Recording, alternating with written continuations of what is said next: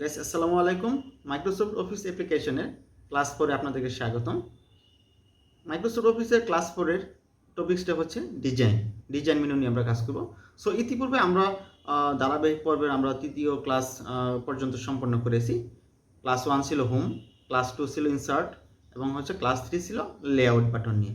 So আপনারা যারা এই তিনটা ক্লাস না দেখে থাকেন, আমরা ডেসক্রিপশন বক্সে লিংক দেওয়া আছে, আপনারা কাইন্ডলি দেখে নিন। চতুর্থ ক্লাসে আপনাদের সবাইকে স্বাগতম। চলুন শুরু করা যাক।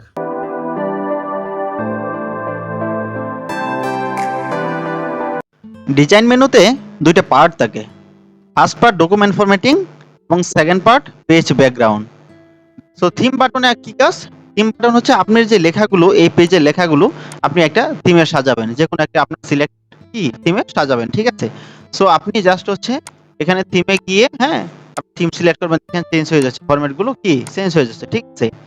তো থিমটা সিলেক্ট করার পরে আপনার মনে হলো না এখন কালার চেঞ্জ করবেন, এই ফরম্যাট কালারগুলো চেঞ্জ করবেন, তখন আপনি কালারে গিয়ে আপনি কি করবেন, কালার সিলেক্ট করে দিবেন, ঠিক আছে? তখন দেখবেন এই থিমগুলো চেঞ্জ হয়ে গেল, ঠিক আছে?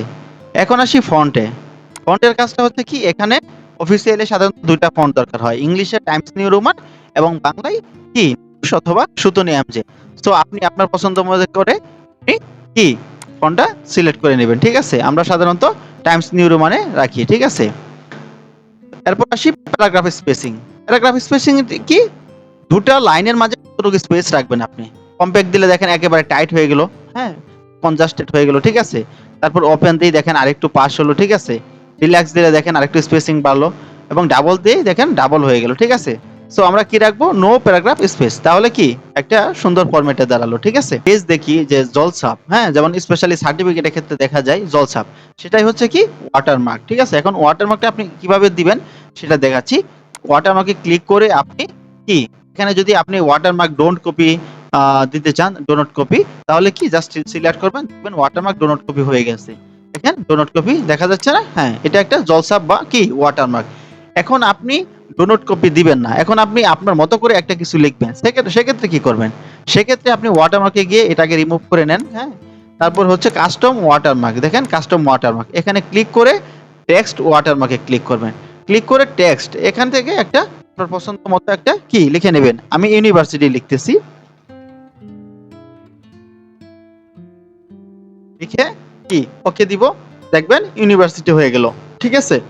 সো এটা আপনার পছন্দ মতো করে এই ওয়াটারমার্কটা, ঠিক আছে, নেবেন। এখন আপনি ওয়াটারমার্কটা ডিলিট করতে চাচ্ছেন, কিভাবে করবেন, ওয়াটারমার্কে ক্লিক করে রিমুভ ওয়াটারমার্কে ক্লিক করবেন, দেখবেন রিমুভ হয়ে গেছে, ঠিক আছে? এরপর আসি পেজ কালার। অনেক ক্ষেত্রে দেখা যায় যে আমরা পেজ কালার করে প্রিন্ট দিতে হয়, সেক্ষেত্রে আপনার প্রথমে কালার প্রিন্টার লাগবে। তারপর আপনি পেজ কালারটাকে আপনি সিলেক্ট করে তারপর প্রিন্ট দিবেন, দেখবেন কি কালার একটা পেজ বের হয়েছে। সেক্ষেত্রে আপনি পেজ কালারে গিয়ে আপনি আপনার পছন্দ মতো কি সিলেক্ট করবেন, দেখেন এখানে আপনি পছন্দ মতো সিলেক্ট করেন, তাহলে কি পেজ কালার হয়ে গেল, ঠিক আছে? এরপর আসি পেজ বর্ডার। পেজ বর্ডারের কাজ কি, আমরা যখন কোনো বই বা কোনো বান্ডিং এর প্রথম পেজটা দেখি, তখন দেখবেন এই চারপাশে করে একটা বর্ডার দেওয়া থাকে, ঠিক আছে? বা কোনো একটা ইম্পর্টেন্ট টপিকস কে আপনি বর্ডার করতে চাচ্ছেন, হ্যাঁ, সেক্ষেত্রে এটা বর্ডার ইউজ করতে হয়। ধরেন আমি একটা পেজের চারপাশে কি করব, বা এই লেখাগুলোকে আমি একটা কি বর্ডারে যদি সাজাতে চাই, সেক্ষেত্রে বর্ডারে কাজ করতে হয়।